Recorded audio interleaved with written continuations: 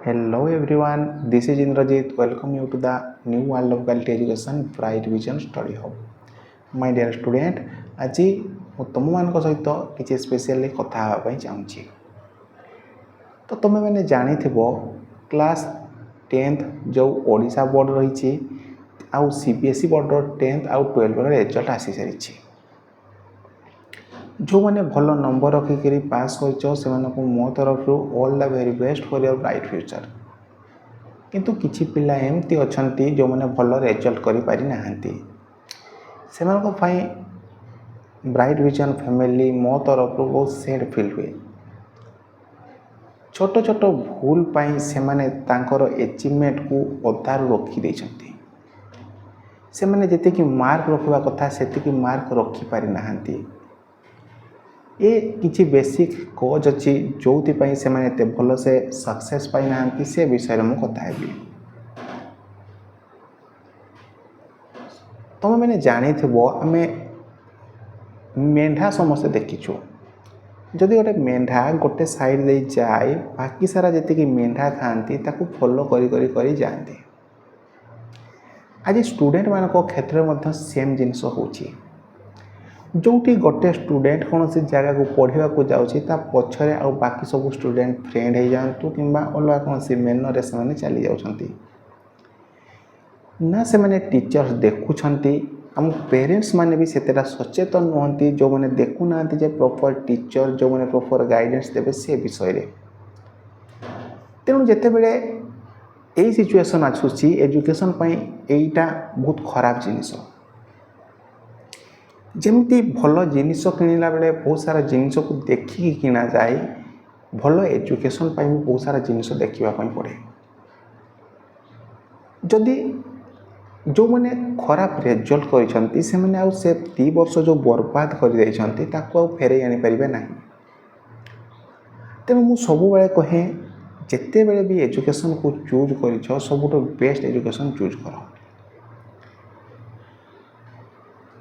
ଆଜି ଏମିତି କିଛି କୋଚିଂ ଇନଷ୍ଟିଟ୍ୟୁଟ୍ ତୁମ ଲୋକାଲିଟିରେ ଅଛନ୍ତି ଯେଉଁମାନେ କ୍ୟାରିୟର କାଉନସିଲିଂ ନାଁରେ ପିଲାମାନଙ୍କୁ କହୁଛନ୍ତି ଯେ ହଁ ଆମ ପାଖରେ ଏମିତି ସବୁ ଫ୍ୟାସିଲିଟିଜ୍ ମିଳୁଛି, ଏଇସବୁ ଜିନିଷ ମିଳୁଛି, ଆମେ ସିଲେକ୍ସନ୍ ପସଚାନ୍ ଦେଉଛୁ। CBSE କ୍ଲାସ୍ 10 କ୍ଲାସ୍ 12 ଆଉ BSE ଯେଉଁ ଓଡ଼ିଶା ବୋର୍ଡ଼ ରହିଛି ତାହାର କ୍ଲାସ୍ 10ର ରେଜଲ୍ଟ ଆସିଲା ପରେ ଯେଉଁ ଆପକମିଂ CHSE ରେଜଲ୍ଟ ଆସିବ ସେଇଠି ଆଉ ଥରେ ସେମାନେ ଜାଣିପାରିବେ ଯେ ସେମାନେ କେତେ ଖରାପ ଶିକ୍ଷା ବ୍ୟବସ୍ଥା ଆପଣେଇଛନ୍ତି ଆଉ ତାଙ୍କର ରେଜଲ୍ଟ କେତେ ଖରାପ ହେଇଛି।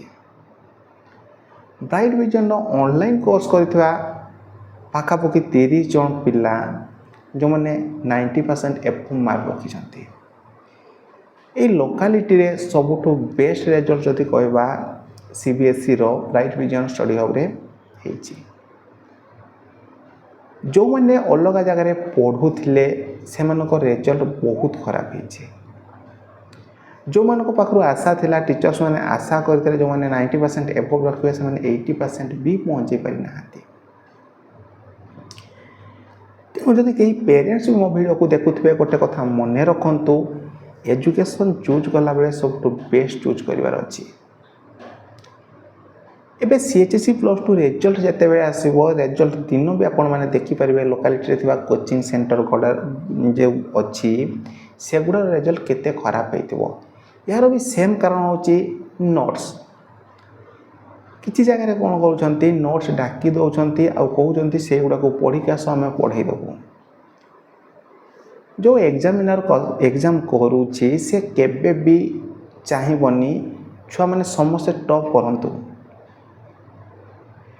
ନୋଟ୍ସରୁ ଅଳ୍ପ କିଛି କ୍ୱେଶ୍ଚନ୍ ଆସିପାରେ, ସବୁ କ୍ୱେଶ୍ଚନ୍ ଆସିବା କେବେ ବି ପସିବୁଲ୍ ନୁହେଁ। ଏହାର କାରଣ ହେଉଛି ନୋଟ୍ସରେ ଲିମିଟେଡ଼୍ କଣ୍ଟେଣ୍ଟ ରହିଥାଏ। ଆମ ବୁକ୍ ଯଦି ପଢ଼ିବା ଆମେ ପ୍ରପର୍ ବୁକ୍ ପଢ଼ିବା ଟୋଟାଲ୍ କଣ୍ଟେଣ୍ଟକୁ ଆମେ କଭର୍ କରିପାରିବା। ନିଟ୍ ଆଉ ଜେଇରେ ସେ ଜିନିଷ ହେଇଥିଲା ଏଇ ବର୍ଷଠୁ ଯେଉଁ ବର୍ଷ ନିଟ୍ ଆଉ ଜେଇର ପିଲାମାନେ ଭଲ କରିପାରିଲେ ନାହିଁ। ତେଣୁ କଣ୍ଟେଣ୍ଟ ଇଜ୍ ମୋଷ୍ଟ ଇମ୍ପୋର୍ଟାଣ୍ଟ, ବହୁତ ଇମ୍ପୋର୍ଟାଣ୍ଟ ହେଇଥାଏ କଣ୍ଟେଣ୍ଟ। ବ୍ରାଇଟ୍ ଭିଜନ୍ ଆଜି ଯାଏଁ କେବେ ସର୍ଟ ନୋଟ୍ସ ପ୍ରୋଭାଇଡ଼ କରେ ନାହିଁ। ଆଉ ସିଲେକ୍ସନ୍ କଥା ଯେଉଁ ଆସୁଛି ଆମେ ସିଲେକ୍ସନ୍ ଦେଉଛୁ ନୋଟ୍ସ ଦେଉଛୁ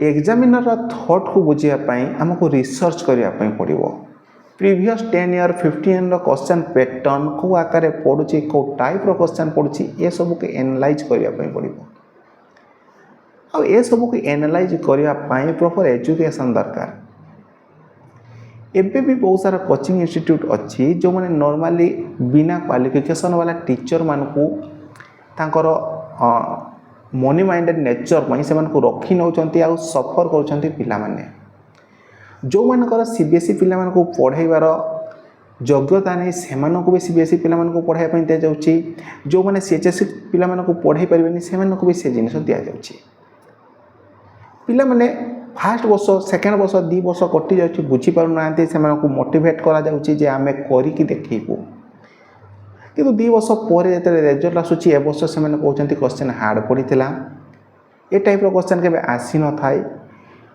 क्वेश्चन बुक बाहर बहुत कम आसबार चान्स थाए सब क्वेश्चन बुक भितर आसताए आम ओवर कॉन्फिडेंट थाए जे आम नोट्स रु आउ सिलेक्शन क्वेश्चन रु देदेबू तेणु से पिला माने भल रिजल्ट कर अटकी जाते तेणु जदि चूज करुछ तुम सब बेस्ट जिनिस को चूज कर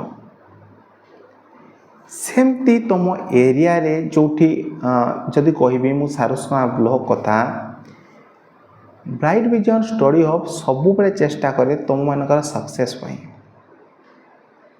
ब्राइट विजन एम रही क्वालिटी एजुकेशन एफोर्डेबल प्राइस रे सब पिला मानक पाखु पहुँचाइबा जोठी बेस्ट टीचर माने मेंटर भाया तुमको गाइड करेंगे ता सहित सहित से टीचर माने तुमको एते भल से गाइड करेंगे जोठी तुम मैंने आराम से भल 90% एबव मार्क्स सिक्योर करने चेष्टा कर कारण ब्राइट विजन प्रोवाइड करुवा प्रत्येक टीचर होचंती जने जने टॉपर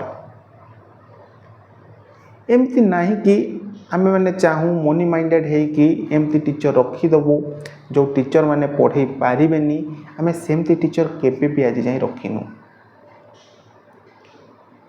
मु सब बड़े कहे ब्राइट विजन प्रत्येक टीचर होचंती सुपर टैलेंटेड टीचर्स और सेमानक पाखरे एबिलिटी अच्छी कारण जड़े टीचर जिते बड़े टॉप करके आसी थाए से जानी थाए जे कौ टाइप क्वेश्चन पड़ुछि कौ टाइप पैटर्न पड़ुछि आउ जदि जड़े टॉप करिछि से आउ जन को टॉप करबार एबिलिटी रखी थाए तेणु जदि चूज करुछ तुम गोटे वर्ष ब्राइट विजन स्टडी हब को चूज कर किसी प्रॉब्लम नहीं तुम देख आमर पिला रिजल्ट भी जदि कहवा ओएबी जेएनबी ए गुड़ारे बहुत भल रिजल्ट है जो अलग स्टेट पिला माने भी आम पाखे ऑनलाइन कोर्स करुले से भी 97% 98% लेखा मार्क रखिंट